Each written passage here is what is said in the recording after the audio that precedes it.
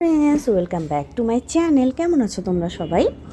আজকে কিন্তু অনেক দিন পরে চলে আসলাম তোমাদের মাঝখানে একটি ব্লগ নিয়ে। আজকের ব্লগটি আমি সকাল থেকে শুরু করছি এবং তোমাদের সাথে একটা নিউজ শেয়ার করার আছে। এটা আমার কাছে সুখের না কষ্টের আসলে আমি বুঝতে পারছি না, কারণ একদিকে যেমন আনন্দও লাগছে আর একদিকে একটু কষ্টও লাগছে। ফাইনালি আমি ঢাকা ছেড়ে একবারে চলে যাচ্ছি আমার পরিবারের কাছে, বগুড়াতে। আমি কোনো একটা কাজে এসেছিলাম, তো সেই জন্যে আমি এতদিন ছিলাম বাড়ি ছেড়ে। তো এখন আমি এই কারণে বগুড়া ফাইনালি ব্যাক করছি সাভার ছেড়ে। তো এই জন্য আসলে খুব খারাপ লাগছিল, কারণ সাভারেও একটা মায়া পড়ে গেছে, গিয়েছিল। জায়গাটা এত সুন্দর ছিল, স্বর্ণিকার এই জায়গাটা। তো এই জন্য সুখের না কষ্টের এই নিউজটা আসলে আমি বলতে পারছি না। ফাইনালি বিদায় নিচ্ছি আমি ঢাকা থেকে। তো এখন আমি বগুড়া যেয়ে থাকবো, আর পরে আমার বাসা নেওয়ার চিন্তা ভাবনা আছে, জানি না কবে কি হবে। তো অনেকগুলো প্ল্যান আছে আমার। তো অনেক দিন পরিবারেরও ছেড়ে আছি আমি, এইভাবে তো আর হয় না। তো এটাও খুব খুশি লাগছে যে আমার হাজব্যান্ড আছে ওখানে, বা আমার শ্বশুরবাড়ির লোকজন, আর সবাই থাকবো আমরা একসাথে। তো এই কারণে ভালোই লাগছে এটাই। তো এটা হচ্ছে অলরেডি আমরা বগুড়া চলে এসেছি, আর এটা তো কয়েকদিন আগের ব্লগ আজকে তোমাদের সাথে আমি শেয়ার করছি, প্রায় এক সপ্তাহ আগের ব্লগ এটা। তো সেদিন আমি বাজার করেছিলাম, যেহেতু বেশিও বাজার করিনি, আর গেস্ট আসবে বলে জাস্ট মাছই আমি বাজার করেছি। বিভিন্ন রকমের ছোট মাছ কিনেছি, তারপরে তারপরে এই যে শুকনো কিছু আর অল্প কিছু সবজিও বাজার করেছি। এই যে বাদাম, শুকনা মরিচ, তারপরে হচ্ছে কাজু বাদাম, সিম, তারপরে টুকটাক কিছু, তারপরে হচ্ছে গরম মশলা, পেঁয়াজের, যেহেতু মাসের শেষ অনেক কিছুই কিন্তু ফুরিয়ে গিয়েছিল, আর যেহেতু বাসায়ও চলে যাবো এই জন্য বেশি কিনিও নি আমি। জাস্ট শুকনাগুলো তো থাকলে সমস্যা নাই, কিন্তু সবজি থাকলে আবার নিয়ে যেতে হবে, এই কারণে আমি অল্প স্বল্পই কিনেছি। তো ব্লগটা করতে করতে খারাপও লাগছিল, যেহেতু এটা আগের বাসার ব্লগ। খুবই খারাপ লাগছিল যে বাসাটাকে খুব মিস করছিলাম। বাসাটা আমি বেশি দিন ছিলাম না, হয়তো 1.5 বছরের মতো বা 1 বছরের মতো ছিলাম, কিন্তু খুব একটা মায়ায় পড়ে গিয়েছিলাম আমি ওই বাসার। আমার কাছে খুব প্রিয় একটা বাসা ছিল ওইটা। খুব ছোট বাসা ছিল, কিন্তু আমি অনেক মায়ায় পড়ে গিয়েছিলাম ওই জায়গাটার এবং ওই বাসাটার। তো এই যে চানাচুর কিনেছিলাম, তারপর হচ্ছে এই যে নিমকি। সামনে গেস্টও আসবে, আমার শ্বশুর আসার কথা, আমার শ্বশুরের, আমার হাজব্যান্ডের। তো অল্প স্বল্প কিছু বাজার নাস্তাও করে এনেছি, যাতে পরে আমাকে আর যেতে না হয়। আর সবজি তো টুকটাক প্রত্যেক দিন করাই যাবে। তো আজকে ভাবলাম যে একটু কিছু রান্না করে রাখি। এই যে আজকে কিন্তু ডিমের কারি করব। অনেক দিন পর আমি ডিমটাকে এইভাবে কেটে নিয়েছি। এইভাবে রান্না করলে কিন্তু ডিমের তরকারির স্বাদটা খুবই বাড়ে এবং খুবই ভালো লাগে খেতে।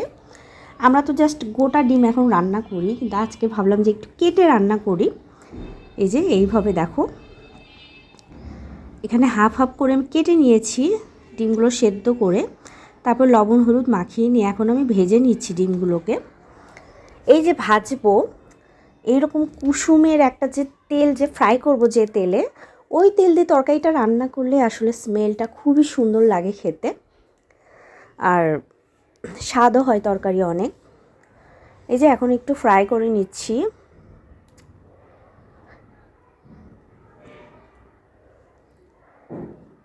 তারপরে অনেক কিছু গোছানোরও বাকি, অনেক কিছু গুছিয়েও নিচ্ছি, কারণ এখন বাসার যে অবস্থা দেখে মনে হচ্ছে যে এই দুই আড়াই বছরে এত যে জিনিস হতে পারে কি বলবো। সংসার আসলেই কোনো কিছু ছেড়ে কোনো কিছু ইয়ে করা যায় না, প্রয়োজনে সব জিনিসই লাগে। কোনটা ছেড়ে, আর যেহেতু বাচ্চা নিয়ে থাকা, কারণ সবার তো লাগবেই জিনিসপত্র। তো অনেক জিনিস হয়ে গেছে। আমি ভেবেছিলাম যেদিন আমি চলে আসছি সেই দিনের একটা ভিডিও করব বাসা চেঞ্জের, কিন্তু সময় হয়ে ওঠেনি। সেদিন সকাল থেকে নিঃশ্বাস ফেলার সময় পাইনি। তো এটাই ছিল আমার সাভারের শেষ ব্লগ ঢাকার। আর তারপরে আমি করতে পারিনি ইচ্ছা থাকা সত্ত্বেও, অনেক বিজি ছিলাম সেদিন আমি। তো এই দেখো ডিমগুলো কিন্তু আমি ভেজে নিয়েছি। এই তো দেখো, এরকম কিন্তু ফ্রাই খেতেও খুব মজা লাগে। এই যে দেখো, আগে এইভাবেই কিন্তু খাওয়া হতো, কিন্তু এখন আমি এইভাবে করি না, কারণ কুসুমটা ভেঙে যায় আর অনেক ধীরে ধীরে এই জিনিসগুলো ভাজতে হয়, যেটাতে অনেক টাইম লাগে। সেই টাইমটাই হচ্ছে আমার হাতে নেই, যেহেতু আমার কোনো হেল্পিং হ্যান্ড নেই, তো এইভাবে আসলে হয় না। তো এই তো ডিমগুলো কিন্তু ফ্রাই করা হয়েই গেছে। এখন ওই তেলেই আমি পেঁয়াজগুলোকে ফ্রাই করে নিব। এখানে কিন্তু আমি জিরে ফোড়ন দিয়েছি, আর 2-3টা লবঙ্গ দিয়েছি, গোলমরিচ দিয়েছি, এই যে রসুন পেঁয়াজ একসাথে, একটা তেজপাতা দিয়েছি। এই তো খুব সুন্দর একটা স্মেল বের হয়েছে ডিম ভাজার। তো এগুলোকে আমি এখন ধীরে ধীরে ভেজে নিচ্ছি। এগুলোকে আমি একটু ব্রাউন করে ভেজে নিব। আর আজকে এটাও কিন্তু আমি শর্টকাটেই রান্না করছি, যেহেতু এখন টাইম খুবই কম, মানে 2 দিনের জন্য রান্না করে রাখবো, যাতে আমি একটু গোছানোর মতো টাইম পাই। কারণ প্রতিদিন রান্নার পিছনে অনেকটা টাইম চলে যায়, রান্নার পিছনে প্রত্যেক দিন দিলে তো আর গোছানো হবে না। আর যেহেতু বাচ্চা আছে, মানে বড়ই হয়ে গেছে, ও কিন্তু প্রচুর দুষ্ট, তো ওকে নিয়ে কাজ করা হচ্ছে দুঃসাধ্য ব্যাপার। মানে এতটাই দুষ্টামি করবে সে, মানে ওকে নিয়ে কাজ করাটা মানে খুবই টাফ। এই জন্য একজন দেখতে হবে, আরেকজন হচ্ছে গোছাতে হবে, এইরকম ব্যাপার। তো এই আমি কিন্তু ব্রাউন করে ভেজে নিয়েছি, তার ভেতরে একটু আমি জল দিয়েছি সেদ্ধ হওয়ার জন্য। তারপরে এই দেখো পেঁয়াজগুলো কিন্তু আমার সেদ্ধ হয়ে গেছে। এরপর এর ভেতরে বেস্ট পার্ট, আমি ফুলকা দিচ্ছি। আমার এইভাবে কোনো একটু আলাদা করে রান্না করতে খুব ভালো লাগে। সব সময় এক প্রকারের রান্নাগুলো আমার খেতে একদমই ভালো লাগে না। তো আমি নিজেই চেষ্টা করি যে এর ভেতরে এটা অ্যাড করতে, এর ভেতরে এটা অ্যাড করলে কেমন লাগবে। তো এই যে দেখো, ফুলকা দিয়ে কিন্তু রান্না করেছিলাম, খুবই মজা লেগেছিল সবার কাছে।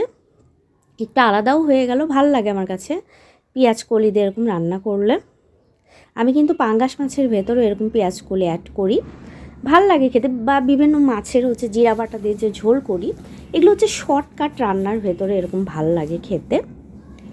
এই যে দেখো, এখন ফুলকাগুলো দিয়ে কিন্তু আমি লবণ দিয়ে দিলাম। এখন আমি এগুলোকে একটু নেড়ে চেড়ে নিব। নেড়ে চেড়ে নিয়ে হালকা করে আমি অপেক্ষা করব ফুলকাগুলো সেদ্ধ হওয়ার।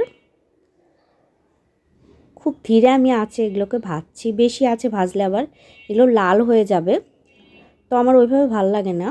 আমি চাচ্ছিলাম একটু নরম নরম থাকবে, তো খুব হালকা করে আমি ভাজছিলাম। তারপরে এর ভেতর দিয়ে দিয়েছি আমি জিরার গুঁড়া, ধনের গুঁড়া দিয়ে আমি এটাকে একটু আরেকটু নেড়েচেড়ে নিব। তারপরে এর ভেতর দিয়ে দিচ্ছি আমি মরিচের গুঁড়া, যে যেমন ঝাল পছন্দ করো। তো আমি ইদানিং একটু বিয়ের পরে কিন্তু ভালোই ঝাল খাওয়া শিখেছি, তো ইদানিং আমি একটু ভালোই ঝাল ইউজ করি। আগে তো আমি এইটুকু ঝাল খেতে পারতাম না। তো এই যে এটাকে আমি একটু নেড়ে চেড়ে নিব, হালকা করে ভেজে নিচ্ছি। ভেজে নিয়ে আমি এখানে একটু ইউজ করব জল সেদ্ধ হওয়ার জন্য। এই যে এই ভুনা খেতেও কিন্তু খুব মজা লাগে, বিশেষ করে রুটির সাথে পেঁয়াজ কলি ভাজি দিয়ে। তো এগুলোকে আমি একটু ভেজে নিচ্ছি। এখন এগুলোকে আমি আরেকটু ভেজে নিব, এরপরে আমি জল অ্যাড করে দিব। এই যে, তো এই তরকারিতে আজকে আমি বেশি তো জল রাখবো না। এই তো আমি এখানে আরেকটু জল অ্যাড করেছি। তো এটা ফুটে উঠলে কিন্তু আমি ডিমগুলো দিয়ে দিয়েছি। ডিমগুলোকে আমি ধীরে ধীরে অ্যাড করে দিচ্ছি, কারণ যেহেতু আমি অর্ধেক করে ভেজেছি, এগুলো বেশি ইয়েও করা যাবে না, কুসুম ভেঙে যাবে। তো আমি এখন ডিমগুলোকে অ্যাড করে দিয়েছি। এখন এটা একটু ফুটে উঠলে আমি নামানোর আগে একটু গরম মশলার গুঁড়া দিয়ে দিব। এই যে দেখো, আমার তরকারিটা কিন্তু হয়েই গেছে। এইরকমভাবে তোমরা পেঁয়াজ কলি দিয়ে ডিমের তরকারিটা রান্না করে দেখতে পারো, খুবই কিন্তু মজা লাগে খেতে। এই দেখো, খুবই মজা লাগে আসলেই। যে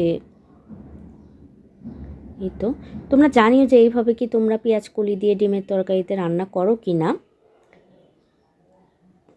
তারপর আরেকটা তরকারি করব খুব শর্টকাট ওয়েতে, একটা মাছের ঝোল করব। এই যে এখানে বাটা মাছগুলোকে আমি দিয়ে দিয়েছি, এগুলোকে আমি এখন ফ্রাই করে নিব। যেহেতু চলে যাব, মুরগিটা আমি ভেবেছি যাওয়ার আগের দিনই নিয়ে আসব। তো আমি মুরগিটা একদিন আগে নিয়ে এসেছিলাম, সবাই মিলে হয়ে যাবে। আর মাছ আমি নিয়ে এসেছি আমার 1 সপ্তাহ খাওয়ার জন্য আমাদের। এই দেখো ফ্রাই করে নিয়েছি। বগুড়া ব্লগ কিন্তু এখনও দেইনি, কারণ কেবল আমি বগুড়াতে এসেছি, আমার গোছ গাছ করতে একটু টাইম লাগবে। এখন তো আর পার্মানেন্টলি বাসা নেই, যেহেতু এখনও বাসা নেওয়া হয়নি। এখন তো কিছুদিন মার বাসায় থাকবো, আবার তারপরে শ্বশুর বাড়িতে থাকবো, অনেক কিছু আসলে করার আছে। তো এগুলোকে ধীরে ধীরে মানে গুছিয়ে নিচ্ছি, তো এখন টাইম পাচ্ছি না নতুন কোনো ব্লগ করার। তো যে দেখো সবজি কেটে নিয়েছি, আলু আর সিম, এটা আমি রসুন দিয়ে ঝোল করব।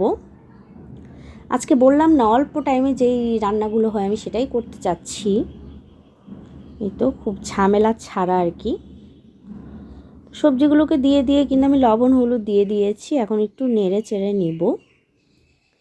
এটা কিন্তু কালি জিরে ফোড়ন দিয়ে আমি রান্না করি এই সিমের তরকারিটা, খুবই মজা লাগে। আমার মাও তাই রান্না করে, তার দেখেই তো শেখা রান্নাগুলো।